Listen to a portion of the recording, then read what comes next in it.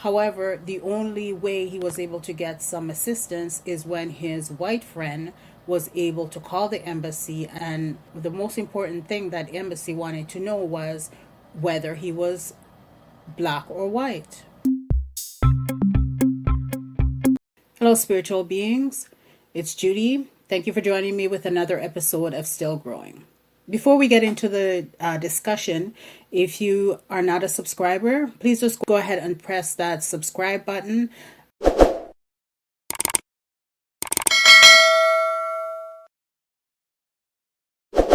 There, easy. Thank you so much for doing that. I'd like to take a moment to thank Embrace Pangea for sponsoring this video. Embrace Pangea Rona Kit Ultimate Immune Booster Pack is vital at this time considering we're still dealing with COVID-19. It's packed full of certain herbs, fruits, and roots from the natural plant itself, all natural, eco-friendly, and vegan. If you're interested in knowing more about this product, the link is in the description box. Now let's continue with the video. Okay, so today we're talking about traveling while black, and particular in this time when we're dealing with Rona and we're dealing with this vaccine. We have to make sure that we're smart while we're traveling during this time. During the last few years, a lot of people have been repatriating to Africa from the West, and all of that is a great thing. However, I think we really have to be aware and educated as to really what's going on in the world in terms of the difficult time that you might have traveling. I'm certainly not saying that you should not travel. I think that if you can get out of the situation, you can get out of the West, then, run for the hills. But while doing that, you really need to take a look and see what's happening in the world with other individuals that are traveling during this time. We have this gentleman here who was stranded in Gambia for approximately 2 months. He went to Gambia with his family for a 3-week vacation and end up being stranded there for over 8 weeks because the first problem was that when he was supposed to board his flight to leave, he was told that the UK shut down. And so because they're under lockdown, he cannot travel. And so when he tried to get in touch with his embassy, no one would speak with him. He would make an appointment. He would try to call them. They wouldn't answer the phone. He would try to go to the embassy. There would be no one there. When he finally get in touch with them, appointments would be made and he would show up and still they wouldn't show up. He tried to write letters, to send emails, no response.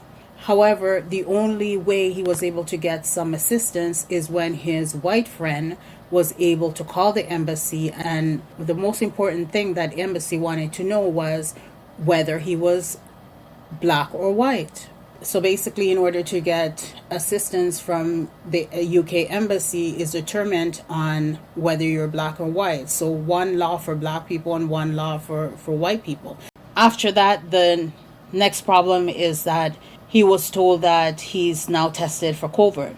And so because he's tested for COVID, in that situation, he only has 2 options. One of them is that he would have to go to a refugee camp for 10 days, and that camp would consist of him being in a room with 50 other people. So basically, if he didn't have COVID to begin with, after being in a room with 50 other people, he surely would have it. But the problem with all of that is that although he's tested for COVID, he didn't have any symptoms. And the rest of his family that he's traveling with, none of them have any symptoms. But I guess we're supposed to accept this new terminology of asymptomatic, which basically means that you are sick, but you don't show any signs. We've heard many people discuss the fact that they have been tested for COVID and, the next day they go and take another test and it shows that they are not. Or even that one nostril shows that they're positive and the other nostril shows that they're negative. So this test is definitely not foolproof.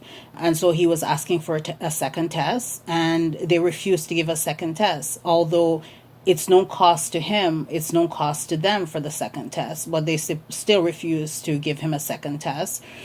He ended up having to pay $1,700 to stay at a hotel during this time period.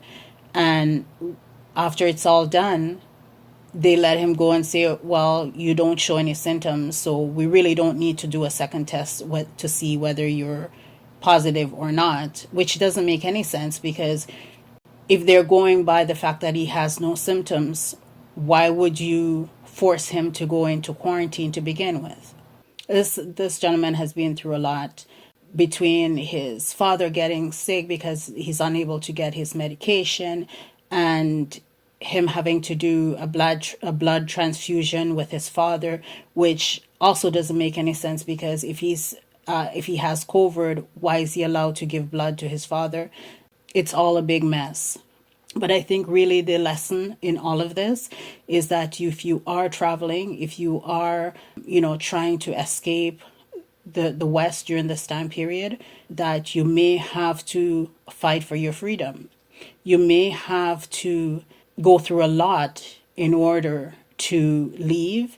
And if you are going back, you may face a lot, because from what I've been seeing in the news between Canada, the US, and Europe, is that new laws are coming in that if you leave and then try to come back in, they then have the right to lock you up and force you to pay between $1,700 to $2,000 for your own stay.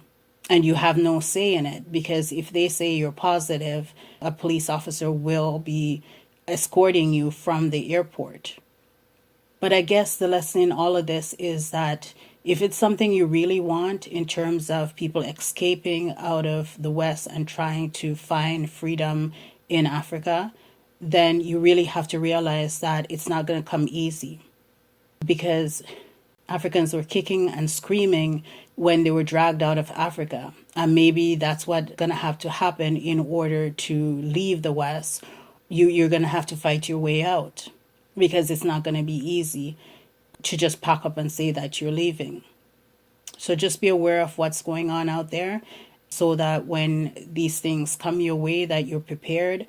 If you really want to get more information about the story, if you're interested in it, this is an interview that was done by the Bag family. I'm just going to link the information below so that you can watch their video of the full interview with this gentleman.